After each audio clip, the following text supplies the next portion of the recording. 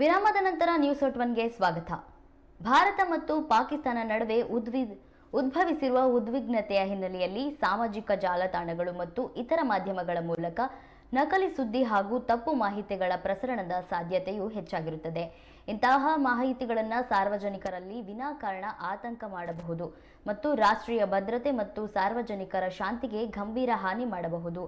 ಎಲ್ಲ ಮಾಧ್ಯಮಗಳು, ಸಂಸ್ಥೆಗಳು, ಪತ್ರಕರ್ತರು, ಸಂಪಾದಕರು ಮತ್ತು ವಿಷಯ ಸೃಷ್ಟಿಕರ್ತರು ಪರಿಶೀಲನೆ ಇಲ್ಲದೆ ವರದಿಗಳು, ಚಿತ್ರಗಳು ಅಥವಾ ವಿಡಿಯೋಗಳನ್ನು ಬಳಸಿ ವರದಿ ಮಾಡುವ ಅತ್ಯಂತ ಜವಾಬ್ದಾರಿಯುತ ಮತ್ತು ಎಚ್ಚರಿಕೆಯಿಂದ ಕೆಳಕಂಡ ಮಾರ್ಗಸೂಚಿಗಳನ್ನು ಪಾಲಿಸಿ ನಡೆದುಕೊಳ್ಳಬೇಕಾಗಿ ವಿನಂತಿಸಿಕೊಳ್ಳುತ್ತೇವೆ ಎಂದು ವಾರ್ತಾ ಮತ್ತು ಸಾರ್ವಜನಿಕರ ಸಂಪರ್ಕ ಇಲಾಖೆಯ ಆಯುಕ್ತರಾದ ಹೇಮಂತ್ ನಿಂಬಾಳ್ಕರ್ ಅವರು ಮನವಿ ಮಾಡಿಕೊಂಡಿದ್ದಾರೆ.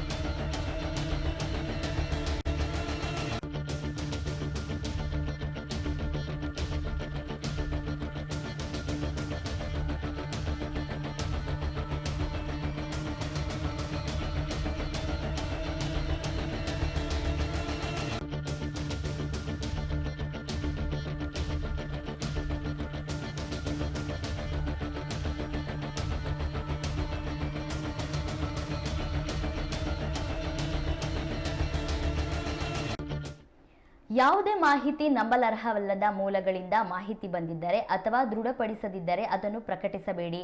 ಭಯ ಉಂಟು ಮಾಡಬೇಡಿ. ತಪ್ಪು ಮಾಹಿತಿ ನೀಡದಿದ್ದರೆ ತಕ್ಷಣ ಸರಿಪಡಿಸಿ. ಅಜಾಗರೂಕತೆಯಿಂದ ತಪ್ಪು ಮಾಹಿತಿ ಹಂಚಲಾಗಿದ್ದರೆ ಕೂಡಲೇ ತಪ್ಪು ಸರಿಪಡಿಸಿ ಮತ್ತು ತಪ್ಪಿನ ಬಗ್ಗೆ ಸ್ಪಷ್ಟನೆ ನೀಡಲು ಕ್ರಮ ಕೈಗೊಳ್ಳಿ.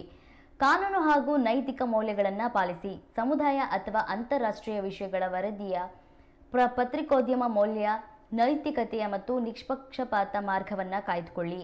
ಈ ಸಂದರ್ಭದಲ್ಲಿ ಮಾಧ್ಯಮಗಳು ನಂಬಿಕೆಗೆ ಮತ್ತು ಜವಾಬ್ದಾರಿಗೆ ನಿಲುಕುವ ಆಧಾರ ಸ್ತಂಭಗಳಾಗಬೇಕು.